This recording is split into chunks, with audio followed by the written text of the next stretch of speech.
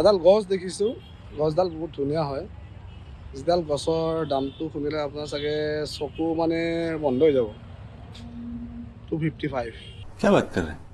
এতিয়া মই সুধিম এই গছডালৰ দাম কিয় ইমান। এইডাল গছডাল আছে বনচাই, গছডালৰ নাম হৈছে ফাইকাছ। এইডালক বনচাই কৰা গৈছে। বনচাই মানে হৈছে যিবিলাক গছক আমি মানে ডাঙৰ হ'ব নিদিওঁ, তাক সৰু কৰি ৰাখোঁ, সৰু কৰি তাক বিভিন্ন শ্বেপ দি কিনে এনেকুৱাকৈ ৰখা যায়। এই গছডাল এতিয়া আৰু ইয়াতকৈ ডাঙৰ নহয়, ই এনেকুৱা শ্বেপতে থাকি যাব। ইয়াৰ কোনো গ্ৰ' বেলেগ একো নহয়, ইয়াত মেইনটেনেঞ্চো বিশেষ নাই, পানী চানী দি থাকিব লাগে অকল। বাকী এইডাল একচুৱেলি বহুত কম দামী গছ হয় বনচাইৰ ভিতৰত।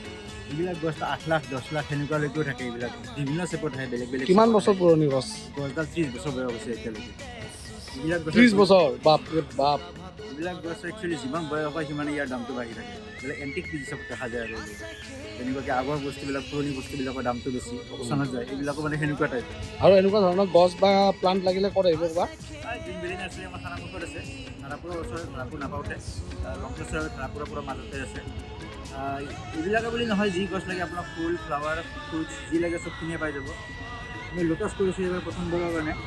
পটতে আপোনাৰ লোটাছ পুলি থাকিব পাৰে। ফুলি আছে দেখোন, বঢ়িয়া। আৰু এনেকুৱাকৈ জাষ্ট খালি ছানলাইট পৰা ঠাইত ৰাখিলেও এনেকুৱাকৈ পটতে ফুলি থাকিব। আপুনি ইয়াৰ কাৰণে কোনো পুখুৰী বা বিলত যোৱাৰ দৰকাৰ নাই, আপুনি ঘৰতে ৰাখিব পাৰিব। বাকী গ্ৰীণ লিভছ আছে, ফ্লাৱাৰিং প্লাণ্টছ আছে, ফ্ৰুটছ আছে, ভেজিটেবলছ আছে, গোটেইখিনি এভেইলেবল আছে, ইয়াতে পাব। আপোনালোকে আমাক কণ্টেক্ট কৰিলেই হ'ল। Green valley nursery, Khanamukh, Guwahati.